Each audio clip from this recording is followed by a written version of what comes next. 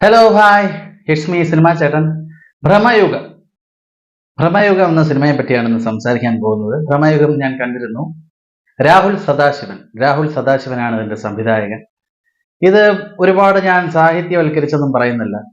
സിനിമയുടെ ഒരു കഥയുടെ പ്ലോട്ട് എന്ന് പറഞ്ഞു കഴിഞ്ഞാൽ നമുക്കൊരു സർവൈവിങ് ത്രില്ലർ ആയിട്ട് തന്നെ പറയാനായിട്ട് കഴിയും. കാരണം ഒരിടത്ത് നമ്മൾ പെട്ടുപോകുന്ന സാഹചര്യത്തിൽ നിന്നും രക്ഷപ്പെടാനുള്ള ശ്രമങ്ങളൊക്കെ ഇല്ലേ, ആ ഒരു ടൈപ്പ് ഓഫ് കാറ്റഗറി മൂവിയാണെന്ന് എനിക്ക് തോന്നി. കഥയുടെ ഒരു പ്ലോട്ട് എന്ന് പറഞ്ഞു കഴിഞ്ഞാൽ ഇപ്പോ കാലഘട്ടം കുറച്ച് പിന്നിലേക്കാണ് കാണിക്കുന്നത്.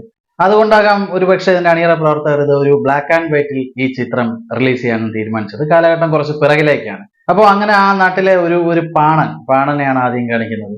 അയാൾ ഒരു കാട്ടിലൂടെ സഞ്ചരിക്കുന്ന സമയത്ത് അയാൾ ഒരു യക്ഷിയെ കണ്ട് ഭയപ്പെട്ട് അയാൾ അവിടെ നിന്ന് ആ കാട്ടിൽ നിന്ന് ഓടി ഓടി ഓടി ഓടി ചെന്ന് കയറുന്നത് ഒരു പഴയ ഒരു തറവാട്ടിലേക്കാണ്, ഒരു മനയിലേക്കാണ് ചെന്ന് കയറുന്നത്. അതാണ് നമ്മുടെ കൊടുമൺ പോറ്റിയുടെ മന. ആ മനയിലേക്ക് ഈ പാണൻ കയറി ചെല്ലുകയും പിന്നെ ആ മനയിൽ നിന്നും ഒരു കാലത്തും പുറത്തിറങ്ങാൻ പറ്റാത്ത ഒരു സാഹചര്യത്തിലേക്ക് കടക്കുകയാണ് ആ പാണൻ. ആസ് എ ഹോൾ ഇതാണ് ഈ പടത്തിന്റെ ഒരു പ്ലോട്ട് എന്ന് നമുക്ക് പറയാനായിട്ട് കഴിയും. ഈ ഒരു ചെറിയ ഒരു സാധനമാണ്, അതായത് നമ്മുടെ ഈ കെട്ടുകഥകൾ, പഴങ്കഥകൾ എന്നൊക്കെ പറയും പോലെ നമ്മളിപ്പോ ഒരിടത്തൊരിടത്ത് പണ്ടൊരു കാലത്ത് ഒരു കൊട്ടാരം ഉണ്ടായിരുന്നു, അവിടെ നിധി കാക്കുന്ന ഒരു ഭൂതമുണ്ടായിരുന്നു എന്നൊക്കെ നമുക്ക് അമ്മുമ്മമാരും അപ്പൂപ്പന്മാരും ഒക്കെ പറഞ്ഞു തന്നിരുന്ന ആ ഒരു പ്ലോട്ട് തന്നെയാണ് ഇതിന്റെ ഈ ചിത്രത്തിന്റെ ഒരു കഥ എന്ന് പറഞ്ഞത്. പക്ഷെ തീർച്ചയായിട്ടും ഈ പടത്തിന്റെ ഒരു കാമ്പെന്ന് പറയുന്ന സാധനം ഇതിന്റെ സ്ക്രീൻ പ്ലേ തന്നെയാണ്. സ്ക്രീൻ പ്ലേ ആൻഡ് ആ പടത്തിന്റെ ഒരു മേക്കിംഗ്. രാഹുൽ സദാശിവൻ എന്ന സംവിധായകന്റെ, അദ്ദേഹമാണ് ഇതിന്റെ തിരക്കഥയും എഴുതിയിരിക്കുന്നത്. അദ്ദേഹത്തിന്റെ ഒരു ബ്രില്യന്റ് വർക്ക് തന്നെയാണ് എന്ന് നമുക്ക് ഉറപ്പിച്ച് പറയാനായിട്ട് കഴിയും. അത്രയ്ക്ക് ഗംഭീരമാണ്, അട്ടഹാസമായി അദ്ദേഹം 2 മണിക്കൂർ 13 മിനിറ്റ് കൊണ്ടുപോയിരിക്കുന്നു. ഇനി എടുത്തു പറയേണ്ടത് മമ്മൂക്ക മാൻ. മമ്മൂക്കയുടെ ആ ഗംഭീരമായ, എന്താണ് അതിന് പറയുക, എനിക്ക് സത്യം പറഞ്ഞു കഴിഞ്ഞാൽ വാക്കുകൾ കിട്ടുന്നില്ല കേട്ടോ. മമ്മൂട്ടിയുടെ എന്താ പറയാ, അദ്ദേഹം കൈവയ്ക്കുന്ന ഓരോ ചിത്രങ്ങളിലും ഉള്ള അദ്ദേഹത്തിന്റെ ആ ഒരു വ്യത്യസ്തത അത് തന്നെയാണ്. അതെനിക്ക് ഇവിടെ പറയാനായിട്ട് സത്യം പറഞ്ഞ വാക്കുകൾ കിട്ടുന്നില്ല. അത്രയ്ക്ക് ഞാൻ തിയേറ്ററിൽ ഇരുന്ന് ഞെട്ടിപ്പോയ സംഭവങ്ങളായിരുന്നു അദ്ദേഹത്തിന്റെ ആ ഒരു മാനറിസം, ആ ഒരു കൊടുമൺ പോറ്റിയായിട്ടുള്ള അദ്ദേഹത്തിന്റെ മാനറിസം. ഇപ്പൊ നമ്മള് റോഷാക്കിലൊക്കെ മമ്മൂക്കയെ കണ്ടതാണ്, അല്ലെങ്കിൽ അതിന് മുമ്പത്തെ മറ്റു പടങ്ങളിൽ കണ്ടതാണ്. എങ്കിൽ ഇതിൽ ഒരു സാമ്യവും ഇല്ലാതെ വളരെ വ്യത്യസ്തമായ മാനറിസങ്ങൾ അത് ഇട്ടിരിക്കുന്നു എന്നുള്ളതാണ് ഇതിന്റെ ഒരു സവിശേഷത.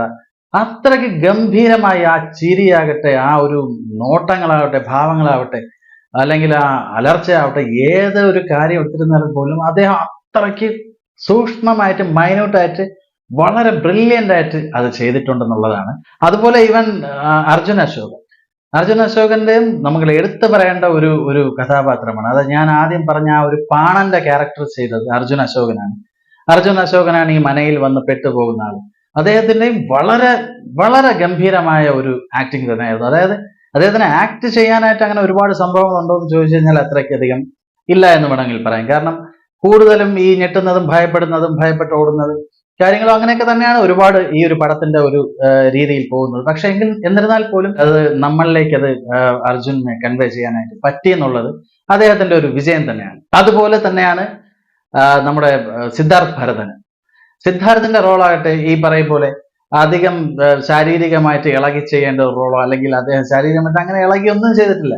വളരെ സിമ്പിൾ ആൻഡ് ഹംബിൾ ആയിട്ട് അദ്ദേഹം ആദ്യം മുതൽ അവസാനം വരെയും ഒരേ ഒരു ഭാവം തന്നെ പിടിച്ച് ചെയ്തിട്ടുള്ളത് പോലെ എനിക്ക് തോന്നി. പക്ഷെ എന്നിരുന്നാൽ പോലും ആ ക്യാരക്ടറിന് അത് അത്രയ്ക്കധികം ആപ്റ്റായിട്ടും എനിക്ക് തോന്നി. എടുത്തു പറയാൻ ഇപ്പോൾ ത്രൂ ഔട്ട് ഈ സിനിമയിൽ ഉള്ളതെന്ന് പറഞ്ഞു കഴിഞ്ഞാൽ ഈ 3 ക്യാരക്ടേഴ്സ് ആണ്. അതായത് മമ്മൂക്ക, അർജുൻ അശോകൻ, സിദ്ധാർത്ഥ് ഭരതൻ, ഈ 3 ക്യാരക്ടേഴ്സിലൂടെയാണ് ഈ സിനിമ ത്രൂ ഔട്ട് മൊത്തത്തിൽ സഞ്ചരിക്കുന്നത്. സിനിമയുടെ ഒരു ട്രാവൽ എന്ന് പറഞ്ഞു കഴിഞ്ഞാൽ ഇപ്പോ തുടക്കത്തിൽ ഇപ്പോൾ നമ്മൾ കണ്ടു തുടങ്ങുമ്പോൾ ഒരു ചെറിയ ഒരു അരണ്ട ഒരു മഴക്കാർ ഇങ്ങനെ വന്നു തുടങ്ങുന്നു. ചെറിയ ഒരു മഴക്കോള് ഇങ്ങനെ ഇരുണ്ട് വരുന്നു. ചെറിയൊരു മഴക്കാറ്റടിച്ചു തുടങ്ങുന്നു. അങ്ങനെ മഴയുടെ ആയിട്ടുള്ള എല്ലാ ലക്ഷണങ്ങളും ഇങ്ങനെ വന്ന് ഇന്റർവെല്ലൊക്കെ കഴിഞ്ഞ് കുറച്ച് കഴിയുമ്പോഴത്തേക്കും ഒരു പെരുമഴയാണ്, ഒരു ഇടി വെട്ടി പെയ്യുന്ന ഒരു മഴ എന്ന് വേണമെങ്കിൽ പറയാം. അതാണ് ഈ സിനിമയുടെ ഒരു ട്രാവൽ എന്ന് പറഞ്ഞു കഴിഞ്ഞാൽ. എല്ലാം ഒരുപാട് ഘടകങ്ങൾ, ഇതിൽ എടുത്തു പറയേണ്ട ഒരുപാട് ഘടകങ്ങളുണ്ട്. എനിക്ക് 100% ഉറപ്പാണ് ഈ കൊല്ലത്തെ ഒരുപാട് അവാർഡ്സിന് തിരഞ്ഞെടുക്കപ്പെടുന്ന ഒരുപാട് കാറ്റഗറീസ് ഈ പടത്തിൽ ഉണ്ടാവും. അതിപ്പോ ഇവൻ ആക്ടിങ് ആകട്ടെ, അല്ലെങ്കിൽ സിനിമാറ്റോഗ്രാഫി ആവട്ടെ, ഡയറക്ഷൻ ആവട്ടെ, സ്ക്രീൻ പ്ലേ ആകട്ടെ, അതുപോലെ സൗണ്ട് ഡിസൈൻ ആകട്ടെ, മ്യൂസിക് ആകട്ടെ, തീർച്ചയായിട്ടും ഉറപ്പായും ഒരുപാട് അവാർഡ്സുകൾ തേടി വരാനുള്ള സാധ്യത ഉള്ള ഒരു സിനിമയാണ്. അതുപോലെ എടുത്തു പറയേണ്ടത് ഇപ്പോ ഇതിന്റെ മ്യൂസിക് സ്കോറിംഗ് ഒക്കെ ചെയ്തിരിക്കുന്നത് പുതിയ ആളാണെന്ന് എനിക്ക് തോന്നുന്നു. അദ്ദേഹം ഒരു നവാഗത സംഗീത സംവിധായകനാണെന്ന് തോന്നുന്നു. ക്രിസ്റ്റോ സേവിയർ എന്നാണ് അദ്ദേഹത്തിന്റെ പേര്.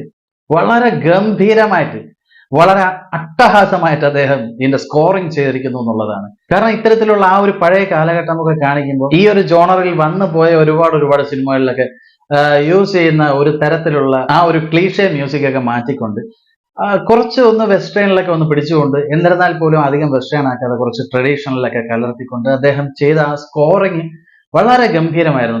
തീർച്ചയായിട്ടും ആ ഒരു സ്കോറിങ് തന്നെയാണ് നമ്മുടെ ഇത് ഒരു ആകാംക്ഷ, ഒരു ക്യൂരിയോസിറ്റിയിലേക്ക് ഇങ്ങനെ കൊണ്ടുപോയി അങ്ങനെ കൊണ്ടുപോകുന്നത് ഈ ക്രിസ്റ്റോ സേവിയർ എന്ന അദ്ദേഹത്തിന്റെ സ്കോറിങ് തന്നെയാണെന്ന് ഉറപ്പായും പറയാം. അതുപോലെ എടുത്തു പറയേണ്ട ഒന്ന്, ഞാൻ മനസ്സിൽ അത് കുറിച്ചിട്ട ഒരു സംഭവമാണ്. എടുത്തു പറയേണ്ട ഒന്നെന്ന് പറഞ്ഞു കഴിഞ്ഞാൽ ഇതിന്റെ സൗണ്ട് ഡിസൈൻ ആണ്. സൗണ്ട് ഡിസൈൻ അത്ര എനിക്ക് അറിയില്ല ആരാണ് ചെയ്തതെന്നുള്ളത്, ഞാൻ അത് റെഫർ ചെയ്യാൻ പോയില്ല. ഗംഭീരമായിട്ടുള്ള സൗണ്ട് ഡിസൈൻ ആണ്. അതായത് സ്റ്റാർട്ടിങ് മുതൽ ഇപ്പോൾ ഈ മുറുക്കാൻ ചവയ്ക്കുന്നത്, അല്ലെങ്കിൽ മഴ പെയ്യുന്ന ശബ്ദം, അതുപോലെ തന്നെ എന്തെങ്കിലും ഭക്ഷണങ്ങൾ കഴിക്കുന്നത്, ഇതിനൊക്കെ കൊടുത്തിരിക്കുന്ന ആ ഒരു സൗണ്ട് ഡിസൈൻ ഉണ്ടല്ലോ, അത് അത്രയ്ക്കൊരു ക്രിസ്റ്റൽ ക്വാളിറ്റിയിൽ നമുക്ക് തിയേറ്ററിൽ അത് വ്യക്തമായിട്ട്, അത് ഞാൻ എടുത്തു പറയാനായിട്ട് കാരണം എന്ന് പറഞ്ഞാൽ മമ്മൂക്ക ഇതിൽ ഒരു കോഴിക്കാലൊക്കെ ഇങ്ങനെ കടിച്ചു വലിക്കുന്ന ഒരു രംഗമുണ്ട്. അതില് സത്യത്തില് മമ്മൂക്ക ഇതിങ്ങനെ കടിച്ചു വലിച്ച് ചവയ്ക്കുന്ന ആ ഒരു ശബ്ദം ഇങ്ങനെ കേട്ട് തന്നെ നമുക്ക് ആ ഇരിക്കുന്ന ആൾക്ക് തന്നെ ഓടിപ്പോയി ഒരു ബിരിയാണി വാങ്ങി കഴിക്കാനായിട്ട് തോന്നുന്ന തരത്തിലുള്ള ഒരു സൗണ്ട് ഡിസൈനിങ്, അതിഗംഭീരമായിട്ട് അതിന്റെ സൗണ്ട് ഡിസൈനിങ് കൈകാര്യം ചെയ്തിട്ടുണ്ട്. Hats off. അത് തീർച്ചയായിട്ടും അത് അംഗീകരിക്കേണ്ട ഒരു കാര്യമാണ്. സ്കോറിങ്ങും അതുപോലെ തന്നെയാണ്, അതിനോടൊത്ത് മികച്ചു നിന്ന ഒരു കാര്യം തന്നെയായിരുന്നു ഇതിന്റെ സ്കോറിങ്. എനിക്കൊന്നും ലാലേട്ടനും ഇത്തരത്തിലുള്ള റോൾസ് ഒക്കെ കൈകാര്യം ചെയ്യാനായിട്ട് വളരെ സിമ്പിളായിട്ട് കഴിയുന്ന ഒരു വ്യക്തിയാണ് നമ്മുടെ ലാലേട്ടൻ. പക്ഷെ എന്നിരുന്നാൽ പോലും അദ്ദേഹം ഇപ്പോൾ ഒരുപാട് കാലമായി ഇപ്പോൾ ഫാൻ ബേസ് പടങ്ങൾ ചെയ്തുകൊണ്ടിരിക്കുകയാണ്. ഫാൻസിന് വേണ്ടി മാത്രമായിട്ട് കുറെ പടങ്ങൾ എന്തിന് ചെയ്യുന്നു എന്നുള്ളതാണ്. ഇപ്പൊ ഈ പറയും പോലെ ഒരു വർഷത്തിൽ ഇപ്പൊ മമ്മൂക്ക ഈ ചെയ്തതുപോലെ ഒരു 2-4 പടം മതി. ഫാൻസിനായിരുന്നാൽ പോലും ഒരു 2-3 പടം മതി. അതുപോലെ തന്നെയാണ് ലാലേട്ടന്റെ കാര്യവും. ലാലേട്ടനും ഈ ഫാൻ ബേസ് പടങ്ങളൊക്കെ മാറ്റി വെച്ച് ഇതുപോലത്തെ നല്ല സ്ക്രീൻ പ്ലേസ് തിരഞ്ഞെടുത്ത് വ്യത്യസ്തമായ സിനിമകൾ ഒരു വർഷം ഒരു 4 പടം ചെയ്താൽ മാത്രം മതി. ആ ഒരു കൈയടി എന്നും തിയേറ്ററിൽ നിലനിൽക്കുക തന്നെ ചെയ്യും. ഒരു സിനിമാ പ്രേമി എന്ന രീതിയിൽ എൻ്റെ ഒരു റിക്വസ്റ്റ് ആണിത്. ലാലേട്ടനും തീർച്ചയായിട്ടും ഇത്തരത്തിലുള്ള റോളുകൾ എടുത്ത് കൈകാര്യം ചെയ്യണമെന്ന് ഞാനും ഒരുപാട് ആഗ്രഹിക്കുന്നു. അങ്ങനെ ആഗ്രഹിക്കുന്ന മറ്റാരെങ്കിലും ഉണ്ടെങ്കിൽ തീർച്ചയായിട്ടും കമന്റ് ബോക്സിൽ അഭിപ്രായങ്ങൾ രേഖപ്പെടുത്തണം കേട്ടോ. തീർച്ചയായിട്ടും മമ്മൂട്ടിയും മോഹൻലാലും എന്നൊക്കെ പറഞ്ഞു കഴിഞ്ഞാൽ നമ്മുടെ മലയാളത്തിന്റെ ലെജൻസ് തന്നെയാണ്. അത് അവരുടെ ഓരോ പടത്തിലും അവർ തെളിയിച്ചുകൊണ്ടിരിക്കുന്നു എന്നുള്ളതിന്റെ തെളിവുകളാണ് ഇതൊക്കെ. അപ്പൊ ഇത്രയൊക്കെയാണ് പറയാനുള്ളത്. അപ്പോൾ ഈ ബ്രഹ്മയുഗം എന്ന സിനിമ കാണാത്തവരുണ്ടെങ്കിൽ ഉറപ്പായിട്ടും ഇപ്പൊ ടിക്കറ്റ് എടുത്ത് ധൈര്യമായിട്ട് പോയി തിയേറ്ററിൽ പോയി കണ്ടുകൊള്ളുക. അത്രയ്ക്ക് ഗംഭീരമായ സിനിമയാണ്. നിങ്ങൾ ഉറപ്പായും ഇത് തിയേറ്ററിൽ തന്നെ എക്സ്പീരിയൻസ് ചെയ്യേണ്ട ഒരു സിനിമയാണെന്ന് ഞാൻ ഉറപ്പായിട്ടും പറയും. അല്ലാതെ ഇത് OTT-ൽ റിലീസ് ആവാനോ അല്ലെങ്കിൽ TV-യിൽ വരാനോ നിങ്ങൾ കാത്തിരിക്കരുത് എന്നാണ് എൻ്റെ അപേക്ഷ. ഉറപ്പായും നിങ്ങൾ ഇത് തിയേറ്ററിൽ തന്നെ പോയി എക്സ്പീരിയൻസ് ചെയ്യേണ്ട ഒരു സിനിമയാണ്. ഞാൻ ഈ പറഞ്ഞതുപോലെ ഇതിന്റെ സൗണ്ട് ഡിസൈൻ ആവട്ടെ, ഇതിന്റെ ബാക്ക്ഗ്രൗണ്ട് സ്കോർ ആവട്ടെ, അല്ലെങ്കിൽ ഇതിന്റെ ആക്ടേഴ്സിന്റെ പെർഫോമൻസ് ആവട്ടെ, എല്ലാം നിങ്ങൾ തീർച്ചയായിട്ടും തിയേറ്ററിൽ പോയി വാച്ച് ചെയ്യേണ്ട ഒരു സാധനങ്ങളാണ്. അപ്പോൾ ഉറപ്പായും നിങ്ങൾ ഇത് മിസ് ചെയ്യരുത്.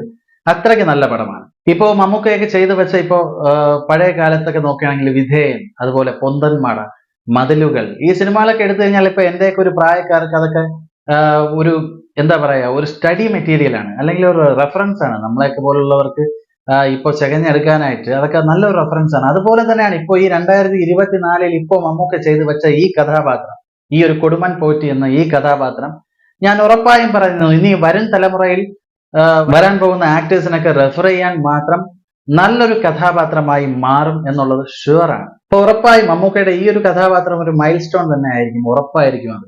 ഞാനൊരു മമ്മൂക്ക ആരാധകനൊന്നും അല്ല കേട്ടോ, ഇങ്ങനെ വാതോര സംസാരിക്കുന്നു വെച്ചിട്ട്. എനിക്ക് ആ പടം പേഴ്സണലി എനിക്ക് വളരെയധികം ഇഷ്ടപ്പെട്ടു. നല്ല ഒരു എക്സ്പീരിയൻസ് ആയിരുന്നു. വളരെ വളരെ വളരെ മികച്ച രീതിയിൽ ഇത് കണ്ടിരിക്കാനായിട്ട് സാധിച്ചു. ഒരു ചെറിയ ഒരു ആശയം, ഞാൻ ആദ്യം പറഞ്ഞ ആ ഒരു ചെറിയ ഒരു ആശയത്തിൽ നിന്ന് ഈ 2 മണിക്കൂർ 13 മിനിറ്റ് സമയം അവർ അത് കൊണ്ടുപോയിരിക്കുന്ന ആ ഒരു ക്യൂരിയോസിറ്റി ഇങ്ങനെ നിലനിർത്തി കൊണ്ടുപോയിരിക്കുന്ന ആ രീതി തീർച്ചയായിട്ടും ഗംഭീരം തന്നെയാണ്, കൈയടിക്കേണ്ട ഒരു ഘടകം തന്നെയാണ്. ചാനൽ ഇതുവരെ സബ്സ്ക്രൈബ് ചെയ്യാത്ത ഒരാളാണെങ്കിൽ ഉറപ്പായും സബ്സ്ക്രൈബ് ചെയ്യുക. നിങ്ങളുടെ ഈ സിനിമയെ പറ്റിയുള്ള അഭിപ്രായങ്ങളും കമന്റ് ബോക്സിൽ രേഖപ്പെടുത്തുക. അപ്പോൾ ഓക്കെ, അടുത്തൊരു എപ്പിസോഡിൽ കാണാം. Till then bye bye.